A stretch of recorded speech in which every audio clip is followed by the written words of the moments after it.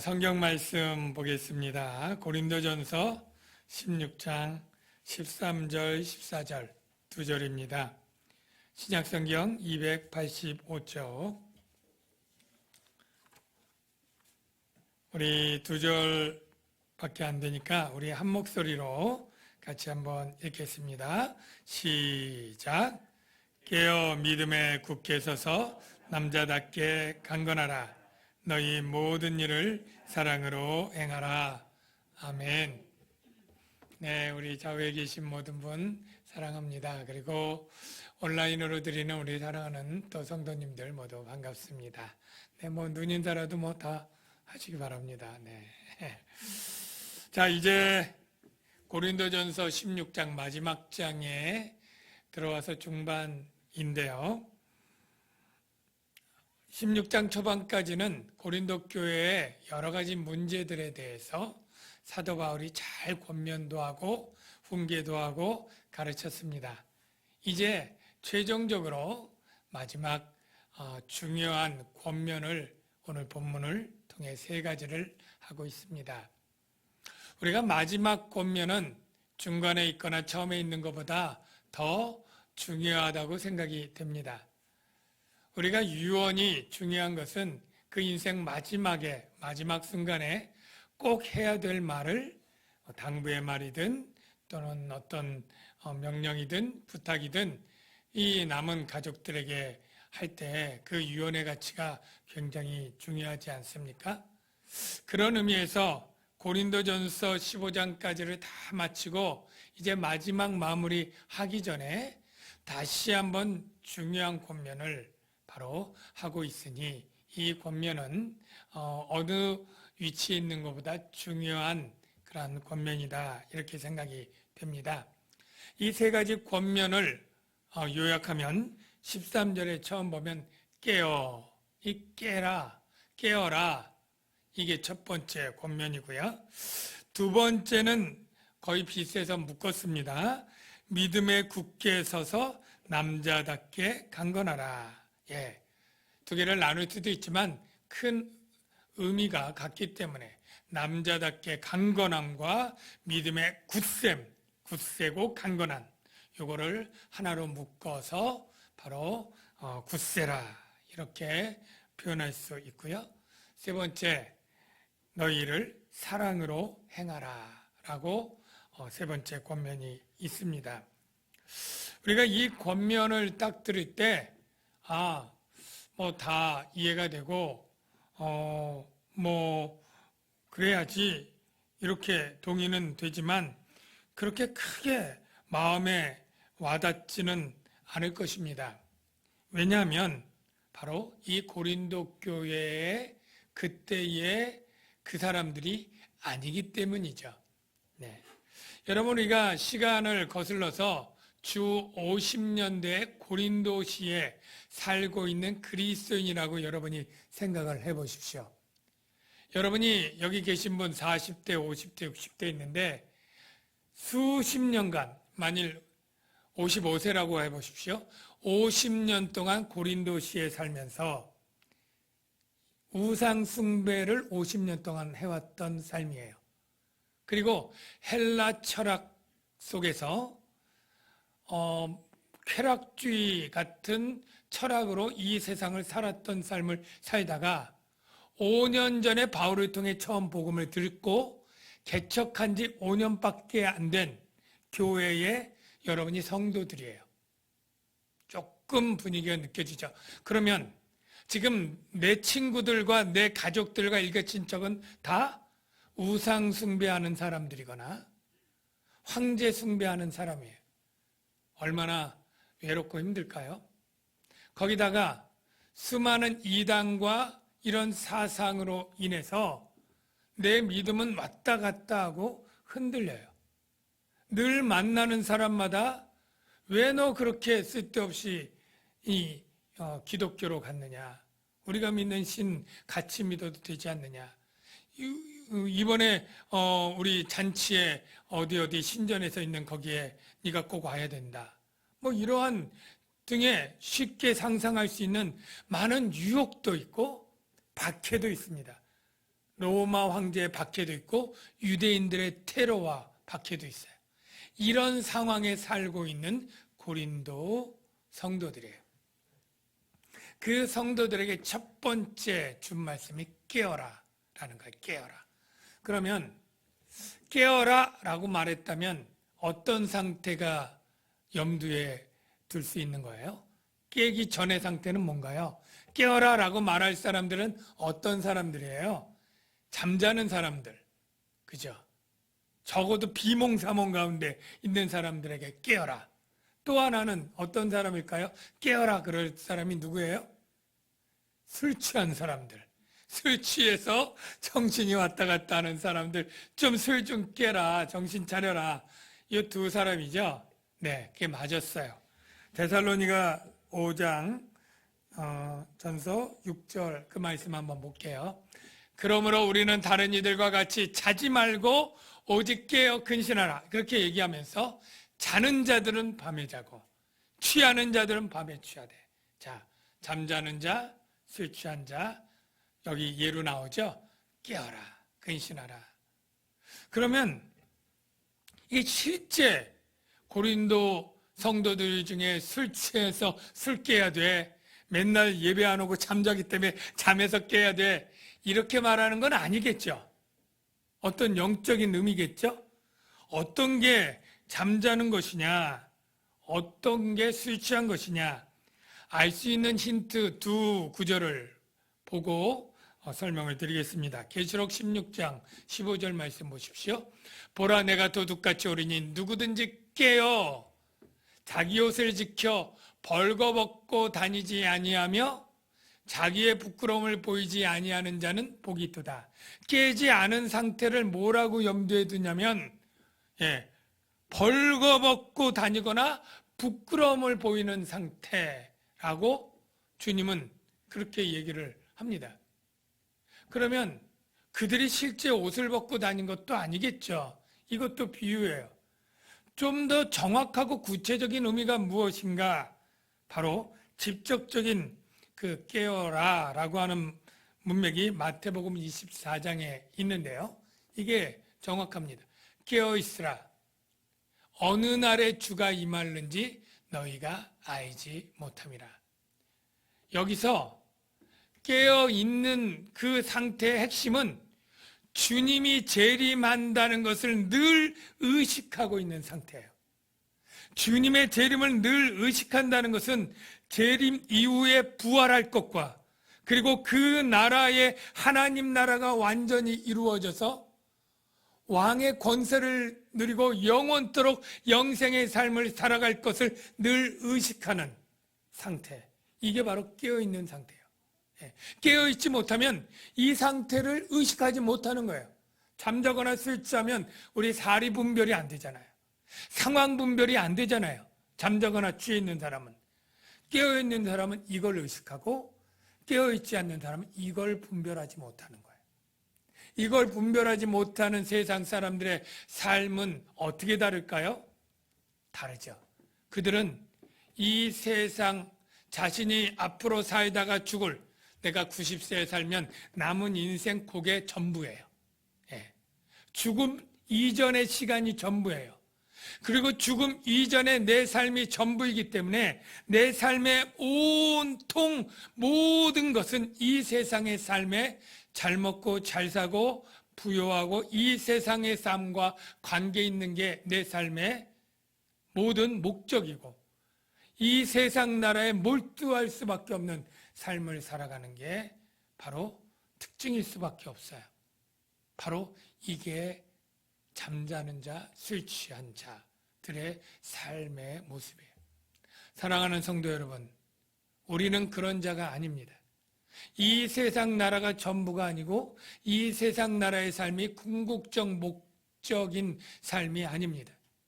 우리는 이 세상의 삶은 나그네여 지나가는 삶이고 보다 영원하고 보다 중하고 썩지 않고 쇠하지 않는 하나님 나라를 소망하면서 그 하나님 나라를 먼저 그의 나라와 그의 의를 구하듯이 이 세상에서 그것을 실현해 나가면서 살아가는 자들인 것을 늘 인식하고 의식하면서 바로 이 인식과 의식이 깨어 있는 삶이죠.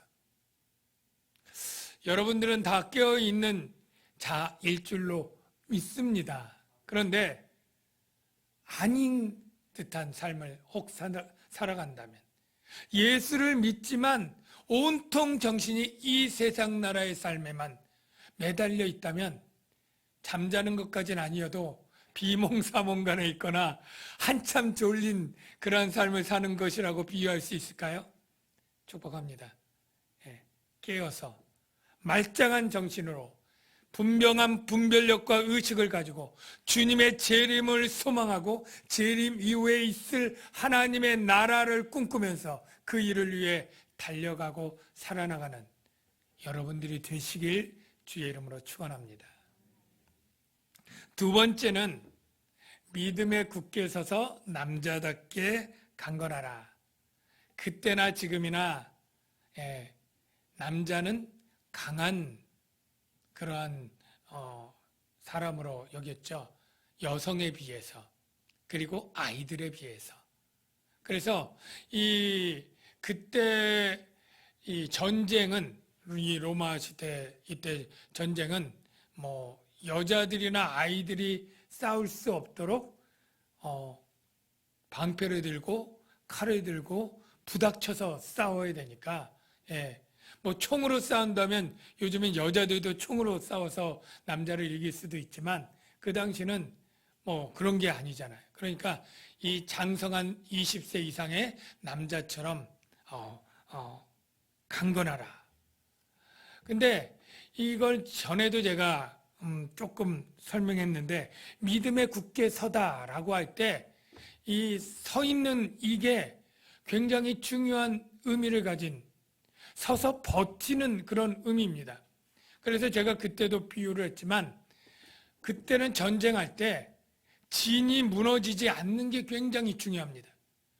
우리 영화에도 보면 탁 묶어가지고 적의 이 선발대 기마부대가 돌려와도 이 진이 깨어지지 않고 방패로 막고 부닥쳐서 진이 부서지지 않게 해야지, 이게 갈라지고 오합지졸처럼 흐트러지면 전쟁에 이길 수가 없는 것이죠. 이 버티는 게 중요합니다. 우리 미식 축구에서 스크럼을 짜고 어깨 싸움을 하고 버텨서 밀어가야 그 스포츠에서도 이길 수 있는 것처럼, 믿음에 굳게 서라는 것은 가만히 편안하게 서 있는 게 아니에요. 정말로 폭풍과 태풍이 몰아치는 그런 외압에서도 믿음의 위치를 벗어나지 않고 다리가 굳건히 그 뿌리를 박은 나무처럼 버티고 조금도 그 위치에서 이탈하지 않고 그 자리에 멈춰서 있는 것. 이게 바로 믿음에 굳게 서다의 본래 뜻이에요.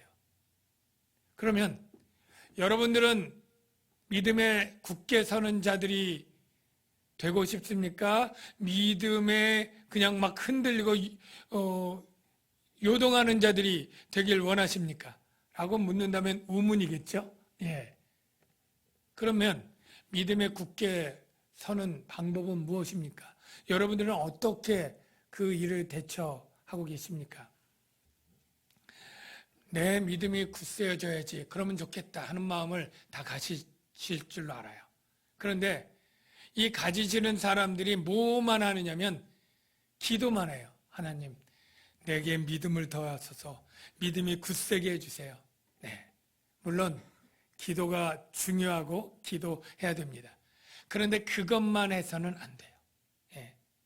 내 믿음이 굳세달라고 기도만 해서는 안 돼요. 그럼 어떻게 합니까? 어금니라도 꽉 깨물고 주먹에 힘이라도 키워야 됩니까? 힘이 들어가지만 주먹 아무리 세게 쥐고 어금니 깨물어도 믿음이 굳세어지지 않습니다. 그러면 내 정신력을 똑바로 차려가지고 의지를 강하게 하고 정말로 흔들리지 말아야지 다짐하고 자기 신념을 강화하면 믿음이 굳세어질까요? 조금 그럴듯하게 보이지만 그건 역시 아닙니다. 아무리 의지력이 강한 사람이라도 믿음이 없을 수도 있고 믿음과는 별반 상관이 없는 그러한 일도 너무나 많으니까요. 그러면 내 믿음이 굳세어지는 방법은 무엇일까요? 어떻게 해야 될까요? 성경 안에 답이 있습니다. 고린도전서 15장 먼저 1, 2절을 봅시다. 한번 말씀을 보여주세요. 형제들아, 내가 너희에게 전한 뭐요? 복음을 너희에게 알게 하노니. 그러니까 고린도 교인이 복음을 전하고 알게 된 거예요. 자, 보십시오. 이는 너희가 받은 것이요 그 가운데 선 것이라. 복음을 받은 것에 서 있다는 거예요. 이 서서 있는 거예요. 내가 전한 그 말을 굳게 지키고 그 받은 복음의 내용을 알고 믿고 굳게 지킨다. 거기서 위치를 벗어나지 않는 거예요. 후퇴하지 않는 거예요. 물러나지 않는 거예요. 그게 바로 헛되이 믿지 아니한 것이고 그로 말미암아 구원을 받으리라. 여기서 중요한 것은 우리가 믿음을 굳게 지킨다 다른 말이 아니고 그냥 주님 내가 믿습니다가 아니고 믿음이 굳세다.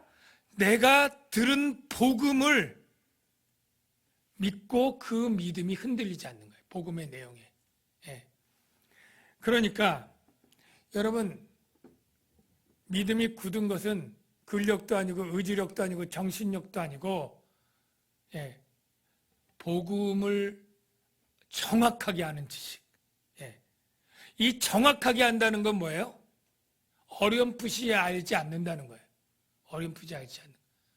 그런데 문제는 여러분들 가운데 신앙생활을 오래 하시고 한국교회 신앙생활 오래 했지만 복음이란 말을 모르는 사람도 없고 복음이 어떤 것이라는 걸 모르는 사람들은 거의 없어요. 그런데 어렴풋이만 아는 사람들은 많은 거예요. 정확하게를 몰라요. 그러니까 설명을 못해요. 어렴풋이 아는 사람과 정확하게 아는 사람의 차이는 내가 그것을 내 것으로 알고 설명할 수 있느냐. 이 정도가 돼야 정확한 거예요. 두 번째, 풍성하게 알지를 못해요. 아주 빈약하게 알아요. 아, 구원에는 칭의도 있대.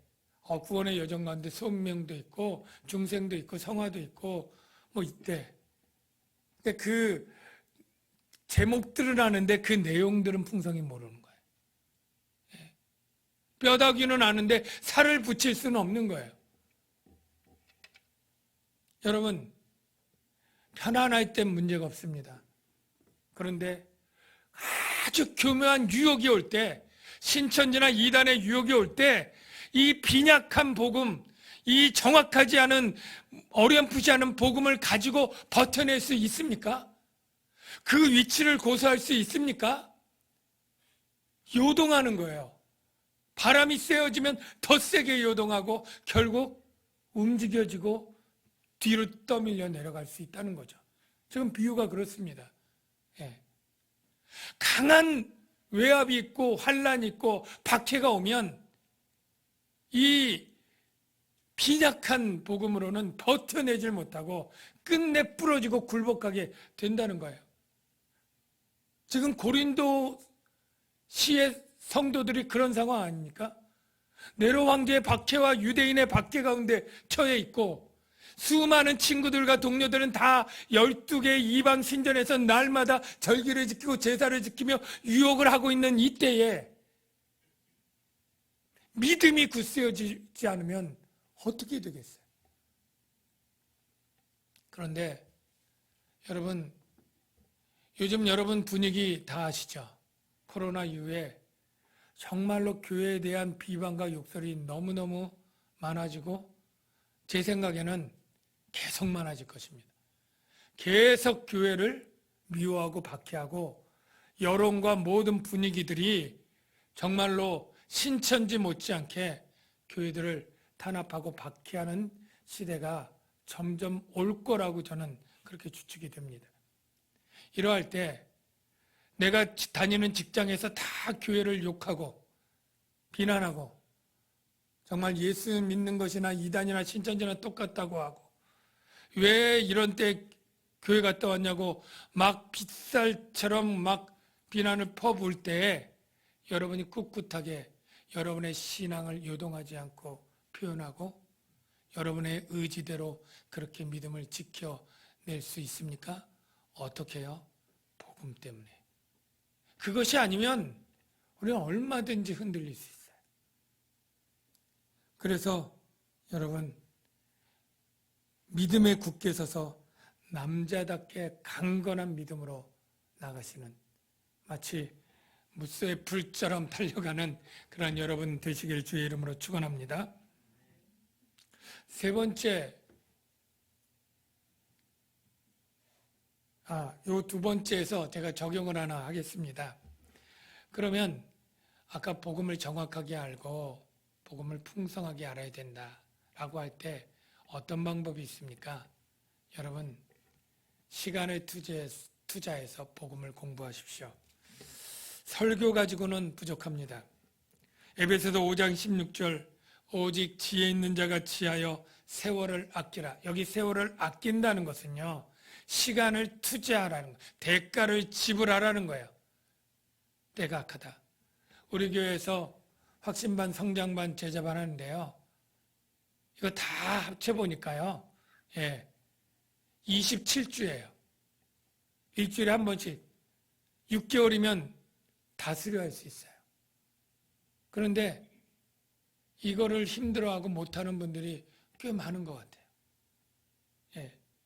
여러분, 세상에서도 공부해 보셨잖아요. 일주일 내내 몇 시간씩 얼마나 공부를 많이 해야 됩니까? 그런데 교회에서 복음을 위해서 일주일에 2시간씩, 27주면 기본적으로 중요한 이 복음이 담긴 이 교리와 이것들을 공부하는데, 그거는 아까워서, 바빠서, 시간이 없어서 못한다는 것은 정말로 말이 안 되는 것이죠. 여러분이 드리는 수많은 시간 중에 정말로 허투루, 정말로 별로 쓸모없고 오히려 해가 되는 내 시간을 쓰는 일이 얼마나 많은데, 정말로 이렇게 이때 내 영혼과 하나님 나라를 위해서 복음을 배우고 확실하고 풍성히 하는 이러한 것에 투자하는 일이 여러분들이 주저하고 망설인다는 그것은 말이 되지 않는 것입니다. 여러분, 투자하시고 노력하셔서 여러분 믿음에 굳게 설 수 있게 되기를 주의 이름으로 축원합니다. 이제 모든 일을 사랑으로 행하라 라고 했는데, 왜 우리는 모든 일을 사랑으로 행하라 라고 우리가 명령받아야 될까요? 우리의 신분을 생각해 보십시오. 그러면 답이 나옵니다. 우리는 어떤 자입니까? 하나님의 무한한 사랑을, 희생적이고 아가페적인 그러한 사랑을 너무나 크게 받은 자들입니다. 자기 아들을 죽이는 그러한 희생의 사랑을 우리가 받고 예수 믿는 그리스도인들이 되었습니다. 그러니까 그리스도인들은 하나님의 엄청난 사랑을 예외 없이 다 받은 사람이요, 그 엄청난 사랑 때문에 하나님을 사랑하는 자들이 그리스도인인 것이에요. 근데 하나님을 사랑하는 그리스도인들이 하나님의 형상으로 지음받은 형제를 미워한다? 사랑하지 않는다? 이것은 말이 안 되는 거예요. 그래서 하나님을 사랑하는 것과 형제 사랑은 별개가 아닙니다. 하나는 되고 하나는 안 되고 가 될 수가 없고요. 반드시 불가분의 관계로 떼어야 뗄 수 없는 동전의 양면같이 하나님을 사랑하는 자는 그 형제들, 교회 안에 있는 형제들도 같이 사랑하게 되어 있고, 형제를 사랑하지 않는 자는 암만 하나님을 사랑한다고 입으로 고백할지라도 실제는 하나님을 사랑하지 않는 자라고 하는 것이 바로 사도 요한의 말씀이죠. 우리 그 말씀을 한번 확인하겠습니다. 요한일서 4장 20절 말씀인데요, 누구든지 하나님을 사랑하노라 하고 그 형제를 미워하면 이는 거짓말하는 자다. 보는 바 그 형제를 사랑하지 아니하는 자는 보지 못하는 바 하나님을 사랑할 수 없느니라. 우리가 이 계명을 주께 받았으니 하나님을 사랑하는 자는 또한 그 형제를 사랑할지니라. 여러분, 우리가 새 언약의 백성인데 새 언약을 받은 사람에게 주님이 새 계명을 줬어요. 그 새 계명을 한마디로 줄이면 무엇입니까? 내가 너희를 사랑한 것 같이 너희도 서로 사랑하라. 그렇기 때문에 우리가 형제를 사랑하는 것은 새 언약의 백성으로서 당연한 것이고, 또 우리가 하나님을 사랑하고 형제를 사랑하는 것은 하나님의 어마어마한 아가페적인 사랑을 이미 너무 많이 받았기 때문에 사랑해야 되는 것 너무나 당연합니다. 그런데 이것도 우리가 이성적으로는 쉽게 납득도 되고 동의도 되고 그래야지 라는 것은 여러분 모두 다 동의하실 거예요.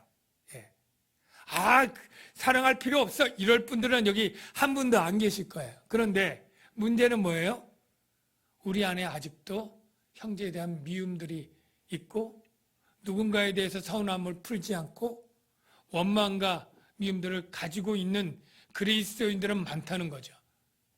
교회 내에서도 그래서 계속 다툼이 있고 분파가 있고 싸움이 있고, 여태까지 교회들마다 그런 것들이 계속 있었는데 남 얘기가 아니라 예수 믿는 내가 어느 집사님, 어느 권사님 아직도 나는 믿고 싫고 하는 것들이 우리 안에 있다는 것이죠. 머리는 하나님 사랑하는 자는 형제 사랑해야 된다는 것 알지만,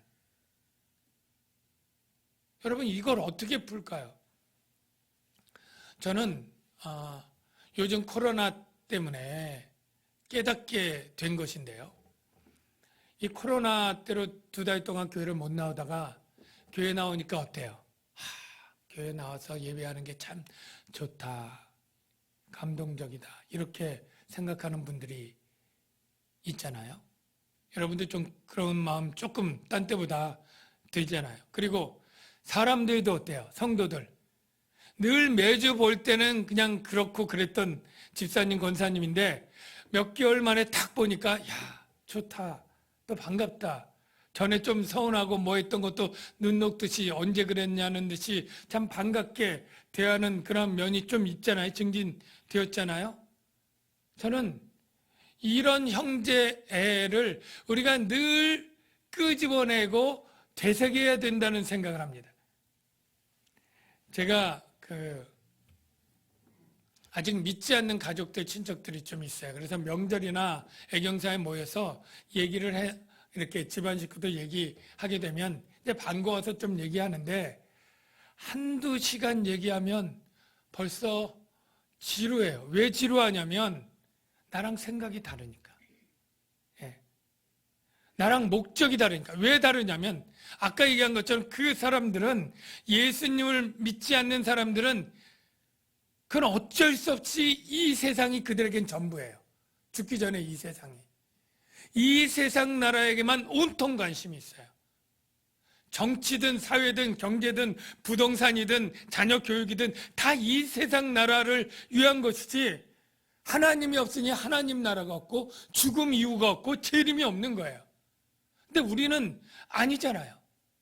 이 세상은 사라질 세상이요, 나그네 길이요, 더 중하고 의로운 하나님 나라를 향해서 가는 그리스도인들에게는 뭔가 그들과는 큰 구렁텅이가 있고 어떤 선 이상을 넘어갈 수가 없는 것이죠. 그러니까 그런 얘기만 맞추다 보면 내 안에서 굉장히 답답함이 있어요. 그렇다고 아니야, 그렇게 살면 안 돼, 이렇게 살아야 돼, 그러면 이해 못하는 그들과 논쟁이 되거나 아니면 대화가 중단되지 않겠습니까? 그러진 않으니까 그냥 참고 있는데 아주 먹먹하고 답답해요.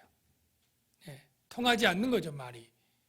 그런데 그러다가 교회 얘기 나오면 또 막 교회의 욕과 흉을 볼 때 그냥 또 이렇게 듣고 있다가, 그때 그래도 그 사람 중에 믿는 집사님, 믿는 권사님 딱 있어서 참 교회에 대해서 또는 신앙에 대해서, 성경에 대해서, 그리스도인의 일에 대해서 얘기가 정말 잘 주고받고 이렇게 할 때는 정말로 뻥 뚫린 것처럼 시원하고 얼마나 반갑고, 그 영적인 쾌감이랄까요? 그런 시원함을 느끼는 거예요. 여러분도 아마 그럴 거예요. 이거는 마치 이런 거와 비슷해요. 왜 눈 2개 달린 사람이 눈 하나 있는 나라에 가면 굉장히 서름과 미움과 박해와 이런 거를 당한다고 하잖아요. 그 옛날에 외국에 갔던 사람들이 다 애국자가 된다는 게, 요즘은 세계 여행 자유화가 됐지만 옛날에 외국 나가는 게 힘들고 정말 말과 언어가 통하지 않는 그곳에서 얼마나 외롭고 힘들게 그렇게 또 인종차별적인 거 당하고 있다가 정말로 태극기만 봐도 눈물이 나고 애국가만 들려도 정말로 눈물이 나고, 한국 사람만 보면 너무나 반가운 거죠. 예. 말이 통하고 실컷 말하고 통하고 고국 얘기하고, 그게 바로 우리 그리스도인들이 이 세상 삶에서도 느낄 수 있는 것 아닌가요? 우리가 늘 교회 안에서만 맨날 이렇게 사니까 귀해도 귀한 줄 몰라요. 근데 세상에 가서, 직장에서, 어디 무슨 클럽에서, 거기에서 세상 사람들 가운데 교회 다닌다는 얘기도 잘 못하고 교회에 다니는 것이 마치 정말로 무식한 사람들처럼 막 이런 분위기 가운데, 지금 성경이나 이런 것들은 정말로 차별금지법, 동성애 이런 것들이 막 이슈가 되었을 때 창조론을 믿고, 양성을 믿고 이런 것들이 점점점 설 자리가 없어지고 있는 이때에 참 성경의 믿음을 표기하면 막 공격을 당하는 때, 그때 나와 같은 믿음을 가지고 같은 성경을 믿는 친구 하나, 동료 하나 얼마나 사막의 오아시스처럼 귀하게 느껴질까요? 그죠? 저는 그런 정말로 세상 가운데 그렇게 서름과 어려움을 당하던 사람들이 교회에 와서 다 그런 사람들로 이해하게 될 때, 이 집사님이 얼마나 귀한, 나와 같은 믿음을 가지고 같은 소망을 가지고 같은 나라를 위해 하는 집사님, 권사님, 장로님 얼마나 귀한 분이냐. 우리가 너무 올칵 모여 있으니까 오히려 귀한 줄 모르고, 우리가 세상 가운데 살던 생각을 하고 핍박과 서름과 조롱과 이 박해를 받던 가운데 일주일에 만나 이 같은 믿음으로 이야기가 통하는 이 친구들, 집사님들 얼마나 귀한 존재인가. 우리가 그걸 느껴야 된다고 생각해요. 그럴 때 하나님의 형상으로 지음받고 성령이 그 안에 있고 그 안에 있는 성령이 내 안에 있는 성령이고, 같은 성령이 하나님의 이 비밀을 같이 이해하고 같이 대화하고 같은 소망을 품게 있는 이 형제, 사랑하지 않을 수가 없는 것입니다. 그러니 교회 모든 일을 해도 형제 사랑이 증진되도록 일을 하는 거예요. 성과가 중요한 게 아니에요. 사랑으로 하면 80점, 그냥 인간적 열심을 하면 90점이라도 사랑으로 하는 80점짜리 성과를 위해 그걸 선택하는 것이죠. 내가 이익을 안 보고 손해를 보더라도 교회가 유익하다면 내가 희생하는 선택을 하는, 이게 바로 사랑으로 일하는 것이죠. 지금 세상이 그냥 평안하고 조용한 세상이 아닙니다. 마지막 때의 사단이 정말로 우는 사자처럼 어떻게든 교회를 시험 들게 하고 파괴하고, 어떻게든 세상을 들뜨셔서 교회를 정말로 박해하는 이러한 때에 우리가 어떻게 살아야 됩니까? 깨어야 됩니다. 믿음에 굳게 서야 됩니다. 교회 공동체는 더욱 사랑으로 하나 되어 싸워야 합니다. 자, 여러분들 그 은혜가 있기를 주의 이름으로 축원합니다. 기도합니다. 하나님 아버지, 정말로 이 세상의 소망이었고 정말로 하나님 나라를 소망하는 우리들 어떻게 살아야 되겠습니까? 정말로 하나님 나라와 재림에 대한 인식이 늘 깨어있는 자 되게 하여 주시고, 정말로 박해와 유혹 가운데도 넘어지지 않고 변치 않는 굳센 믿음을 소유하게 하시고, 그리고 무엇보다도 힘써 허물은 덮어주며 사랑하는 삶을 살아갈 수 있도록 주님 도와 주시옵소서. 예수님의 이름으로 기도하옵나이다. 이 시간에 찬양 부르는데요, 세상 소망 다 사라져가도 우리가 하나님의 사랑과 하나님의 나라에 대한 소망 우리가 붙들어야 될 줄로 믿습니다. 주 나의 모습 보내 같이 찬양하도록 하겠습니다.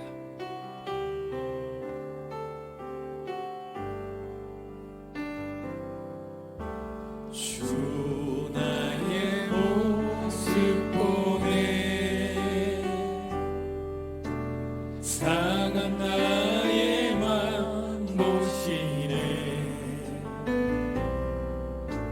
주 나의 눈물 안에